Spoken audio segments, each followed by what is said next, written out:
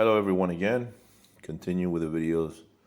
Today we're going to talk about the role of the video analyst in football soccer. Something that is rather important nowadays in modern football and modern soccer. Okay, so nowadays the role of the video analyst is considered important and they have a central role in football teams and how coaching staff work, either working with the coaches or institutionally.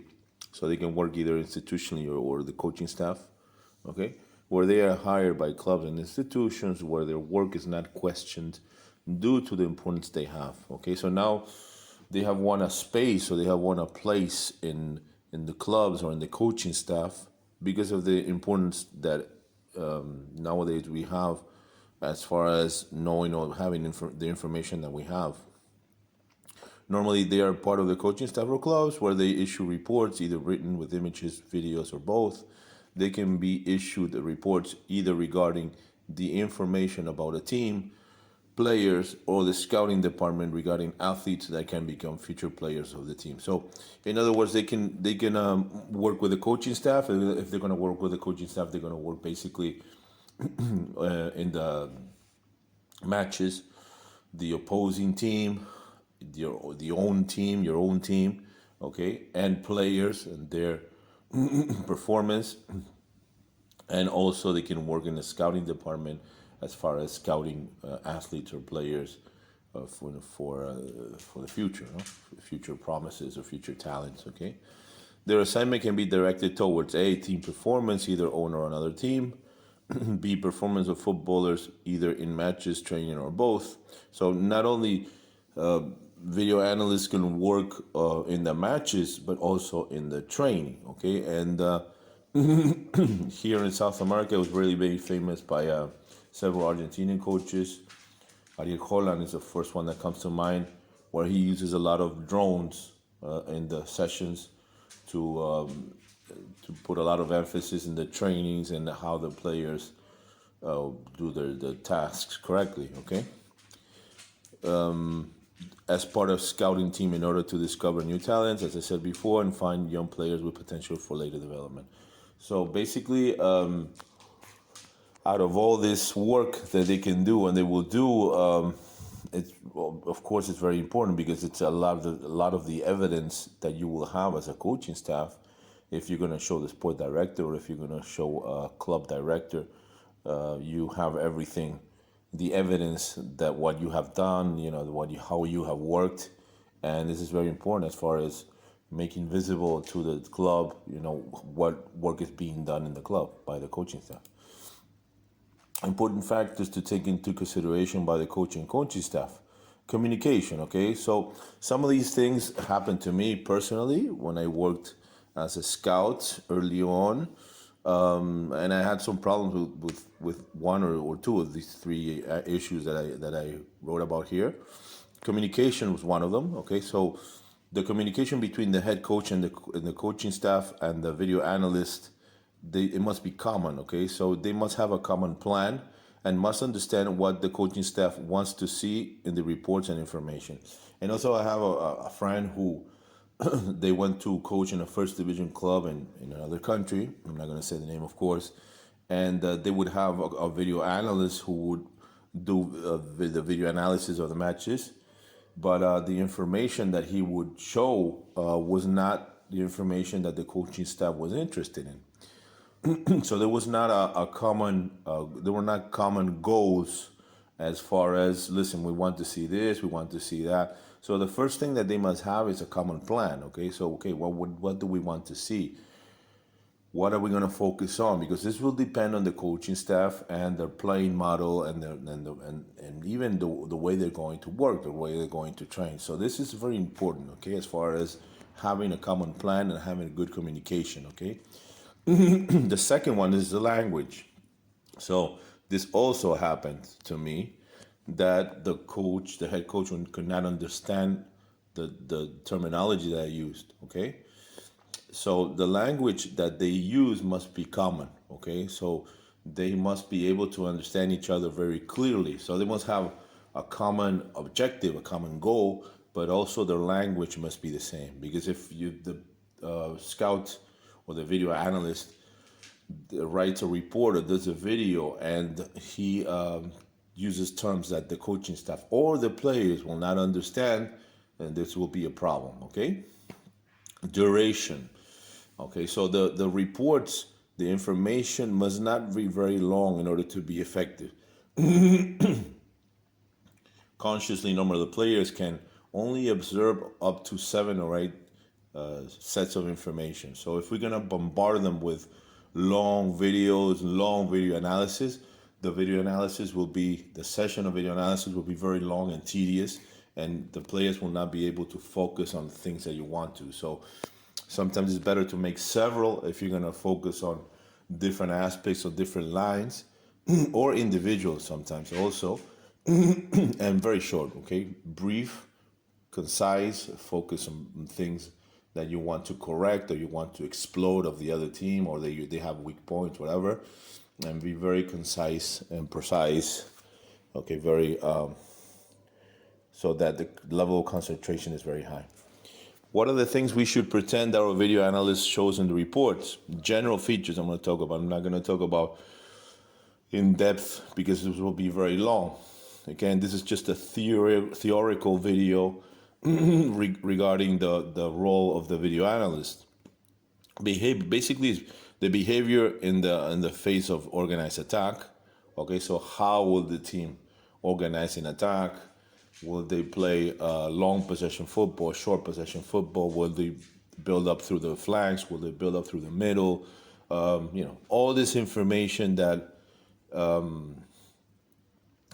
they're going to use when they're in the organized attack. The same thing in the organized defensive phase, okay? So how will they organize defensively, okay? How many people will be, players normally will they be behind the ball? How many will they retreat after they lose the ball? Will they stay still? Will they pressure after losing the ball immediately? All these behaviors that you're going to observe and defensively in the team, this is where you should focus at. Of course, if the head coach or the coaching staff is the plan, okay, this of course. Huh? Behavior in offensive transition phase, behavior in defensive transition phase, offensive and defensive set plays, and this will go to all of them, not only the free kicks, throw-ins, all types of set plays. Individual, collective, sectorial, group, and intersectorial behavior, and individual features of footballers. Okay, I remember there was a famous video by Jose Mourinho in Spanish TV when he was in Real Madrid, where he was playing a team that was in second B division, that would be third division, and they had information regarding that team, how tall the goalkeepers were, if the defenders were left-footed, right-footed, if they were fast, if they were slow. So all these features that you give information to the players so they can be ready, okay? They can see a little bit ahead of what's going to happen, okay? Okay, now as far as establishing the plans, we're going to have a strategic plan. There's going to be three parts, right? A strategic plan, which is we're going to pose our playing model to the opponent and how we can neutralize and defeat it, okay? Then this will be on a theory, okay? What we're going to do with the information that we have during the week. The operational plan is how we're going to create those tasks or those exercises where we're going to use, okay, throughout the week to turn these theoretical plans into practice, okay? Mainly exercises, videos, and meetings. And then implementation of the plan is directly, getting it through action, okay? Okay, and this is a problem that we can encounter, and I have talked about this with several colleagues and friends and coaches regarding this. Is that the problem that we can encounter if we base our plan just on the opponent, contra-tactical, and not enough on our playing model. So we have to determine what type of playing model we're going to have. If we're going to focus just on exercises during the week based on what the opponent does, a contra-tactical model, okay? For example, in my opinion, my humble opinion is that Jose Mourinho has become basically a contra-tactical coach throughout the seasons, throughout the years. And if you see his teams, they basically play according to the opponent, okay? And I don't know. This I think it's we're gonna you see there's different types, okay? So this is like a coach who would basically focus on the opponent and play and train according to the opponent. Of course, he's gonna have his playing model, but he's gonna focus more during the week what the opponent does.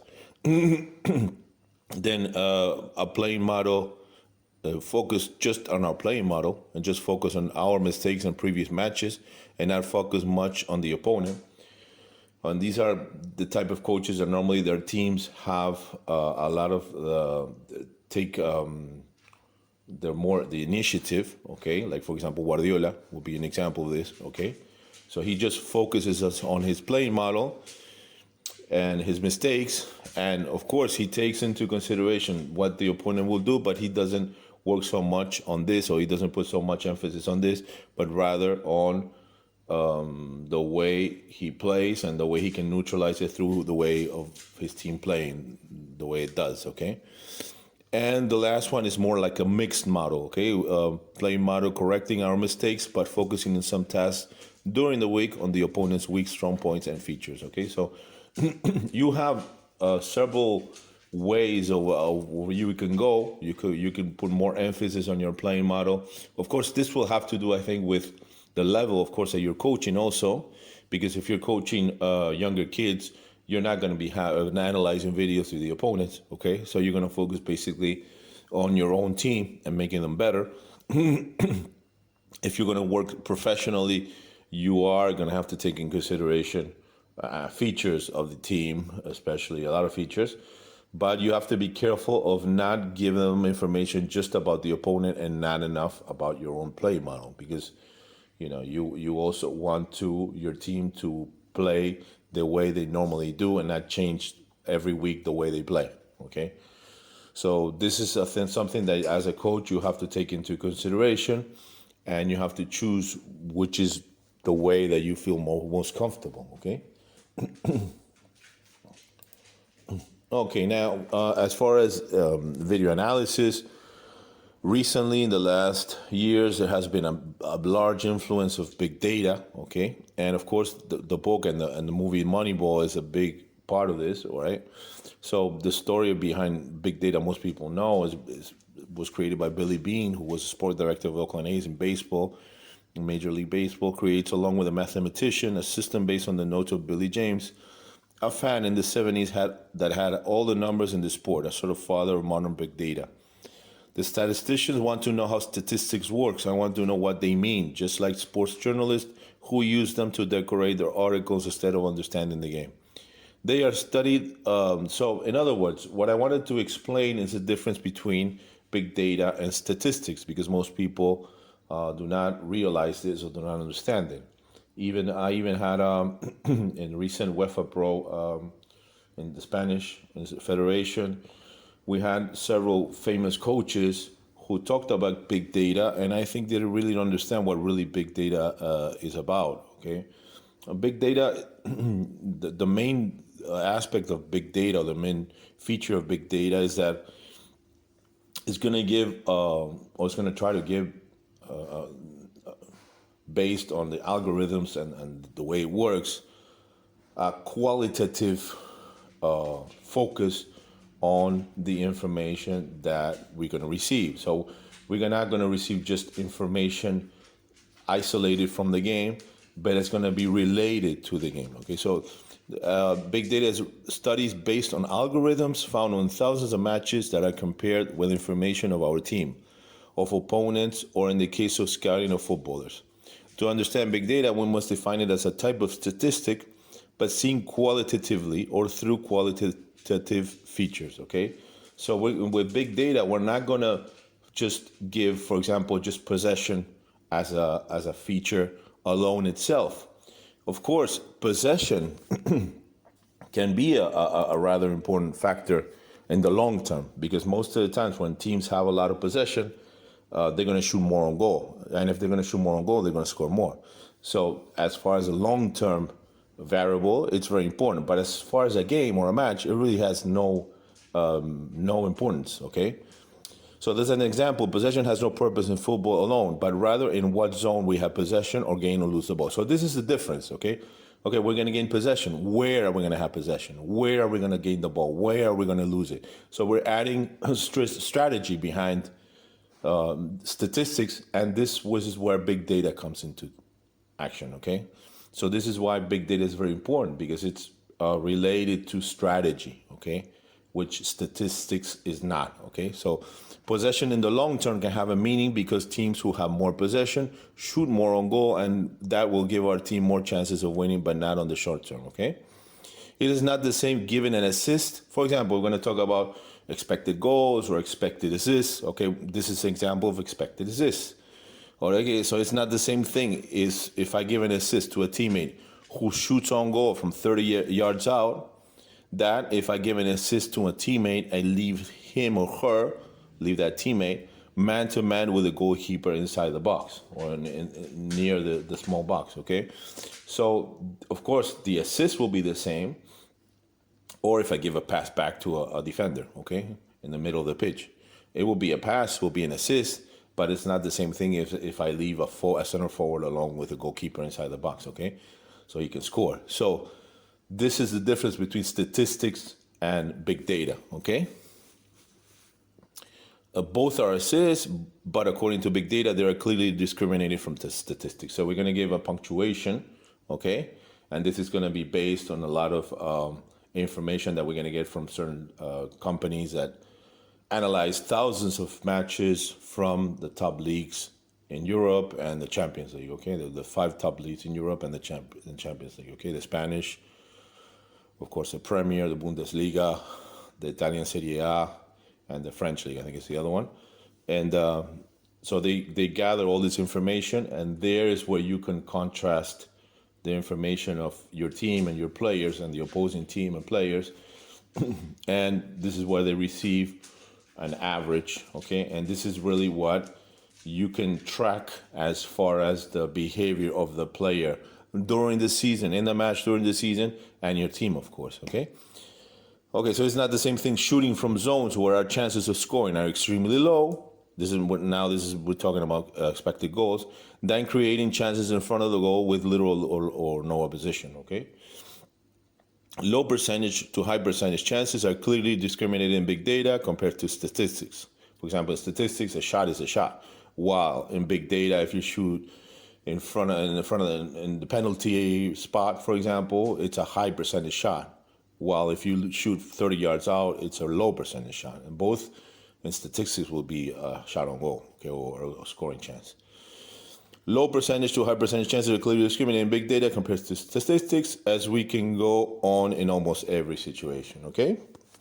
Now, as far as the software that you can use, there are many more tools than the ones I just named here.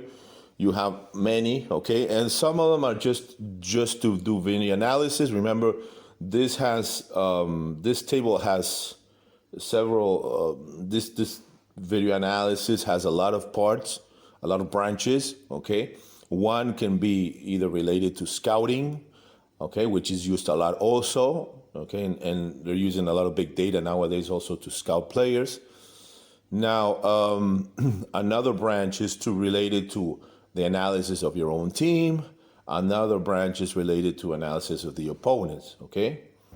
And these are the tools that normally are used the most: Next Sport, Longo Match, White Scout, Dartfish, Huddle, Tactical Pad, Once Video Analysis, Clip Draw, Media Coach. These are the most common ones, okay? There are other, of course, that maybe I didn't put there, okay? These are the ones I know are most popular, at least for me. And the ones that are interested in working in video analysis, is a lot of information, a lot of tools, a lot of courses that you can do in universities, in federations also, wherever you're able to do them. And it's very interesting. Also, as far as scouting young talents, I think big data on the professional level, it can be a very helpful tool.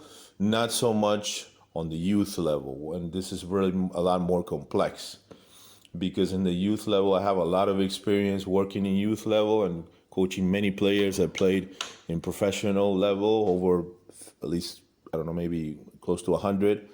And the difference is that it's really much more complex, because you're going to have players that have different growth spurts, physical maturity, technical phases, a lot of much more complex things that maybe we can talk about in another video. But basically, it's an important tool also. As far as professional football, I think it's a really important tool. Okay, guys, I hope you enjoyed the video. And this was briefly something done very briefly, like I always do, which the videos are not very long. And also the whole video was basically theoretical. Maybe we will focus on something more practical that especially the coaches enjoy more, okay? I hope to see you again, and take care of yourselves. Bye-bye.